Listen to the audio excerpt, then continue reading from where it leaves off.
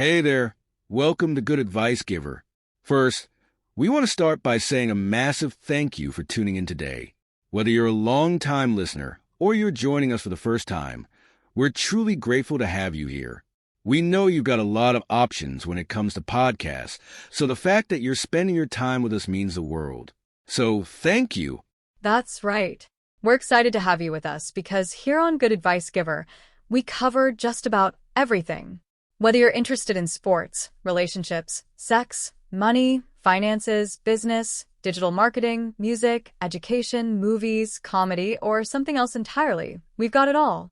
No topic is off limits here, and we dive deep into real, meaningful conversations that matter. We've also got a mix of male and female hosts, so you're always getting a well-rounded perspective on every topic we cover, from business strategies to personal development, from car shopping to digital products like affiliate marketing. We bring a little bit of everything to the table. Our goal is to offer advice, insights, and some laughs along the way to make sure you feel welcome and engaged, no matter what brought you here. And it doesn't stop there. We're not just about giving great advice, we're about action. On this podcast, we even sell products and services we believe in, from affiliate marketing opportunities to cars and more. So whether you're looking to boost your business or find practical ways to improve your everyday life, you're in the right place. As always, we want you to stay connected with us. Be sure to download this episode so you can listen anytime, anywhere, whether you're commuting, working out, or just relaxing. And while you're at it, follow us on social media. We're on Instagram, Facebook, Twitter, you name it. That's the best way to stay in the loop for upcoming episodes, behind-the-scenes content, and even giveaways. And don't forget to subscribe to our YouTube channel. We're posting extra content there, including video podcasts and deep dive discussions you won't want to miss. Be sure to like, comment, and subscribe, and let us know what topics you want to hear more about. Lastly, check out the link below in the description for exclusive offers, resources, and more ways to connect with us. We're here for you, and we can't wait to bring you more valuable content. Thanks again for tuning in to Good Advice Giver. Let's get started. All right, so you ready to break down one wild game? Oh yeah, let's do it. We're going deep on this Eagles-Commanders matchup. It was a classic NFC East rivalry game that had a little bit of everything. You had lead changes, huge plays, and then even a last-second field goal that could have sent it to overtime. Yeah, and this wasn't just another game. These two teams were fighting for playoff positioning, and you could really feel that intensity. Oh, absolutely. The Eagles came out hot.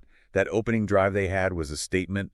Jalen Hurts was in command, leading that signature Eagles no-huddle offense down the field. That's interesting, because that no-huddle, it wasn't just about tempo. It was almost like a way to expose a weakness they saw in the Commanders' defense.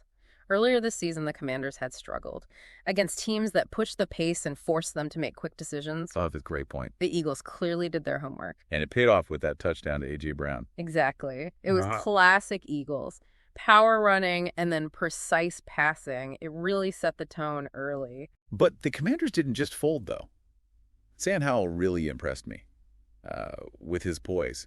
They answered back with a balanced attack. And wow, Terry McLaurin, he was making some unbelievable catches. He's such a threat. He has this way of just finding those holes in the coverage, making big plays when they need him the most. I mean, he's clearly Howell's favorite target. Yeah. And they tied it up at 7. For a minute, I thought it was going to be a shootout back and forth. But then the second quarter really took a turn. Yeah, the second quarter was different. I think the key turning point was that turnover forced by Hyson Reddick. That guy is an animal. That sack on Howell, forced fumble. Fletcher Cox recovers it deep in Commander territory. That was a huge momentum swing for the Eagles. Oh, yeah. It was more than momentum. It was field position. You give a team like the Eagles a short field like that, they're going to make you pay. Yeah, and that's exactly what happened. Hurts finds Goddard in the end zone, and they take the lead. And it just felt like at that point the Eagles' offense was clicking. DeAndre Swift was starting to find some running room. And then you got that duo of Brown and Devonta Smith making big plays. Yeah, they have such a balanced offense. It makes them so hard to defend. They can attack in so many ways. They really keep you guessing. And that variety led to another field goal, putting them up 17-7 at the half. But it wasn't just their offense. The Eagles' defense also made some big changes in the second quarter. They started dialing up the pressure more. which forced Howell into quick throws. It really disrupted the Commanders' rhythm. So halftime arrives. Eagles with that 17-7 lead. You'd think the Commanders are feeling the pressure. But what they did in the third quarter surprised me. Yeah, it was like they flipped the switch. They went to a completely run-heavy attack. Yeah, it was like a different team. Brian Robinson Jr. was pounding the ball, wearing down that Eagles defense.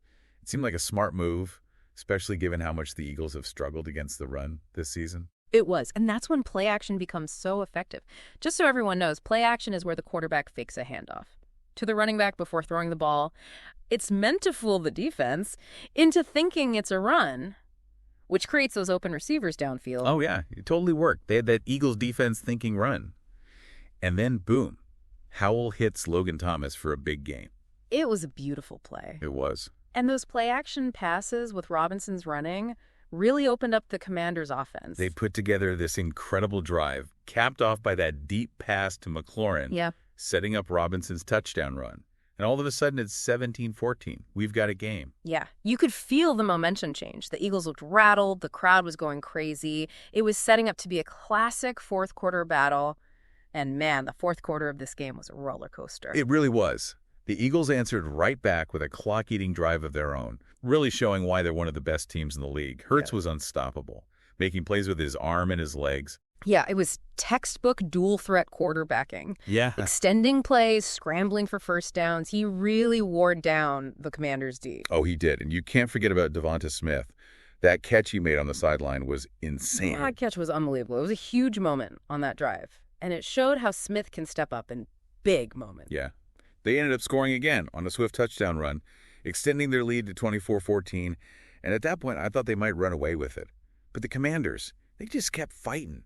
You know, I was really impressed with how resilient they were, even when they were down. They never gave up. Howell never lost his cool, and they kept making plays. Yeah, Howell was incredible, especially under pressure. Late in the fourth, he puts together this incredible drive, connecting with Curtis Samuel on those quick passes, and Robinson kept running hard. It really showed how much Howell has matured. He didn't force anything. He took what the defense gave him and kept the drive alive. And they got within 3 points.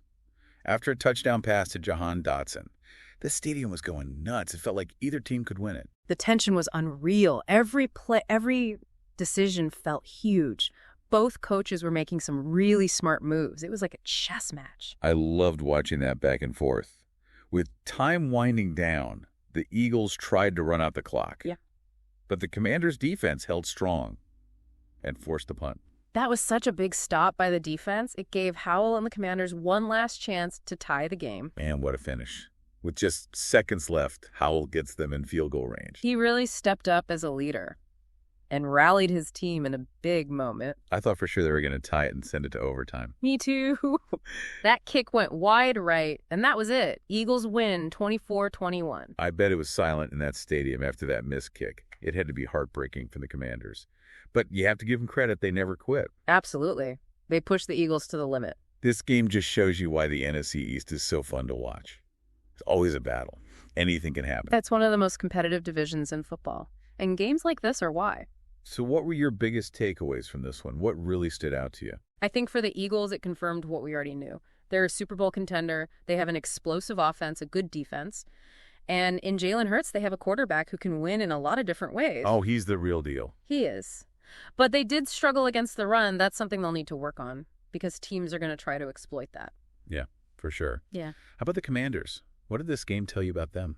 I think they showed that they're a team on the rise. Sam Howell looks like a future star. And with their run game and some of the young talent on defense, they could be a problem in this division. Yeah, they definitely proved they're not going anywhere. No, they didn't. And I think this game was a great example of how important coaching is. Both teams made big adjustments throughout the game, and those decisions really affected who won. You're right. Like when the Commanders switched to that run-heavy attack, that changed the entire game. Yeah. And then the Eagles slowed things down and controlled the clock, using Hurts' versatility. It was fun to watch both coaches work. It's a chess match. What about the rivalry itself? Do you think this is the start of something special between Hurts and Howell? I think it could be. They both have that eats factor. They make big plays and lead their teams. It's going to be exciting to watch them face off for the next few years. I agree. You know, this game made me think about something. We always focus on the stats and the scores. But the thing that really makes me love football is the human element.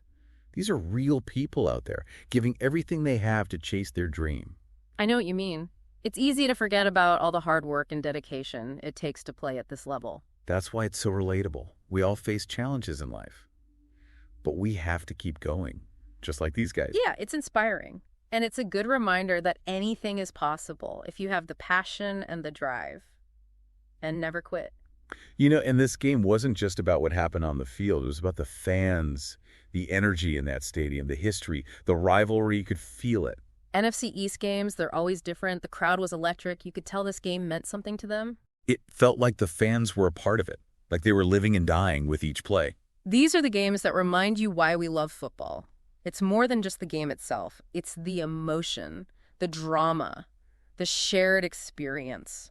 It's captivating, right? All those unexpected plays. The moments that leave you stunned, like that last-second field goal attempt that missed. It was rough for the Commanders. But you know it's those moments that you remember. You're right about that. And this game had a lot of them. From Hurts escaping pressure, to McLaurin's catches, to Robinson just running people over. We saw some amazing plays from those guys.